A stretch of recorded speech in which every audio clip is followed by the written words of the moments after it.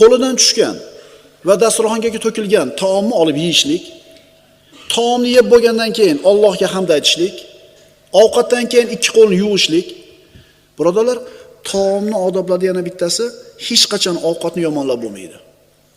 Nabiy sallallohu alayhi vasallamning oldiga ovqat olib kelsa, Rasulullohga yoqsa yerdilar, agar yoqmasa indamay qo'yardi. Yoshlar, yoqmasa yemay qo'yinglar. Chunki o'sha ovqat qilib kelgan eningiz yoki kelinoyingiz mehnat qilib ko'tarib keldi oldingizga. Shoshilmasdan yeyiladi, ortiqcha yeyilmaydi.